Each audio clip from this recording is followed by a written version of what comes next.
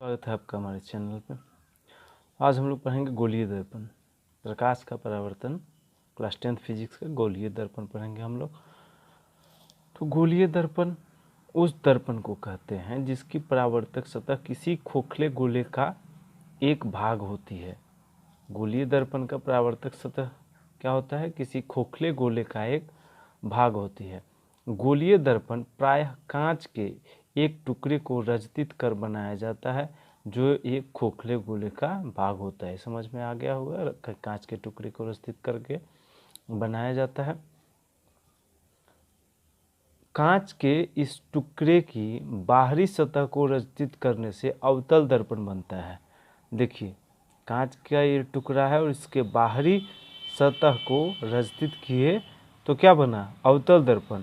और भीतरी सतह को जब रजतित कर देंगे तो क्या बनेगा? उत्तल दर्पण। यही यहाँ बताया गया कि कांच के इस टुकड़े की बाहरी सतह को रजतित करने से अवतल दर्पण बनता है, जबकि टुकड़े के भीतरी सतह को रजतित करने पर उत्तल दर्पण बनता है। तो अवतल दर्पण कैसे बनता है? कांच का एक टुकड़ा है, इसके बाहरी सतह को रजतित कर दिए, ये बन गया अवतल दर्पण। और कांच का ये टुकड़ा है, इसके भीतरी सतह को रजतित कर दिए तो ये बन गया उत्तल दर्पण। अवतल दर्पण में प्रकाश का परावर्तन दर्पण की भीतरी सतह से होता है। अवतल दर्पण में प्रकाश का परावर्तन कहाँ से होता है? ये भीतरी सतह से। प्रकाश की किरण आएगी, टकराएगी, इधर जाएगी। जबकि उत्तल दर्पण में प्रकाश का परावर्तन दर्पण की बाहरी सतह से होता है। ठीक ना? ऐसे होगा।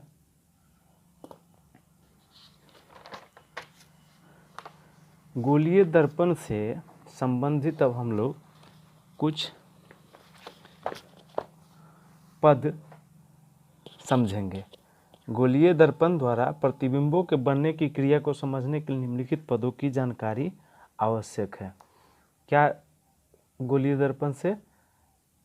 गोलीय दर्पण द्वारा जो प्रतिबिंब बनेगा उसे समझने के लिए कुछ पदों को समझना आवश्यक है। वो क्या है? तो पहले इस चित्र को सिर्फ देख लीजिए। सबसे पहले इसमें हम लोगों को समझना है ध्रुव। गोलीय दर्पण के मध्य बिंदु को दर्पण का ध्रुव कहते हैं। चित्र में P दर्पण का ध्रुव है। गोलीय दर्पण के मध्य बिंदु को, ये गोलीय दर्पण है, इसके मध्य बिंदु P को ध्रुव कहते हैं। अब यहाँ जो बनाया गया ना, ये समझो कि एक ऐसा ही कांच का टुकड़ा है। इसमें से यहाँ से हम लोग काट लेते हैं तो ये बन गया हमारा गोलीय दर्पण बनाने का कांच। अब इसके बाहरी सतह को रजतित किए अवतल दर्पण बनेगा, भीतरी सतह को रजतित किए उत्तल दर्पण बनेगा। तो ध्रुव क्या होता है? गोलीय दर्पण के मध्य बिंदु को दर्पण का ध्रुव कहते हैं। चित्र में P दर्पण का ध्रुव है। ये अवतल दर्पण है, यहाँ देख लो, उत्तल दर्पण का ध्रुव है। वक्रता केंद्र। गोलीय दर्पण जिस गोले का भाग होता है उस गोले के केंद्र को दर्पण का वक्रता केंद्र कहते हैं। चित्र में C दर्पण का वक्रता केंद्र है।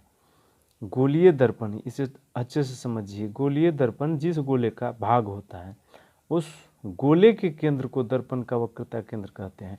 इस दर्पण का, अगर यह अवतल दर्पण है तो इसका वक्रता केंद्र कौन होगा? जिस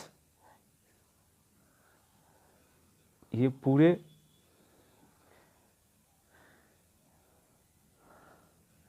उस गोले के केंद्र को, गोलीय दर्पण जिस गोले का भाग होते हैं, ये गोलीय दर्पण अवतल दर्पण, अगर मान लो ये अवतल दर्पण है तो इस अवतल दर्पण को यहाँ से अगर हम काट दिए, ये मान के चलिए, ये एक वृत्ताकार हमारे पास क्या है? ये गोला है। पहले हम लोग पढ़े गोलीय दर्पण क्या होता है? उस दर्पण जिसकी परावर्तक सतह किसी खोखले गोले का एक भाग होती है, वो एक खोखला गोला है। अब अवतल दर्पण, ये मान लीजिए कि एक गोला था, इसका यहाँ से काट के बाहर से रस्तित करके हम लोगों ने एक अवतल दर्पण बनाया। अब इस अवतल दर्पण का वक्रता केंद्र कौन सा होगा? यही वाला होगा जिससे ये पूरा गोला बना था। इस गोले का जो वक्रता केंद्र होगा वही इस अवतल दर्पण का वक्रता केंद्र होगा। उत्तल दर्पण का वक्रता केंद्र यही होगा। अब समझिए वक्रता त्रिज्या। गोलीय दर्पण जिस गोले का भाग होता है उसकी त्रिज्या को दर्पण की वक्रता त्रिज्या कहते हैं। चित्र में PC = R दर्पण की वक्रता त्रिज्या है। वक्रता त्रिज्या ये होगा PC, इसको R से डिनोट करते हैं, बड़ा वाला R से। PC = R, ये क्या होगा? वक्रता त्रिज्या। इसे यहाँ ऐसे दिखाया गया है, तो ये तो हर जगह समान होगा, आप कहीं भी PC = R वक्रता त्रिज्या।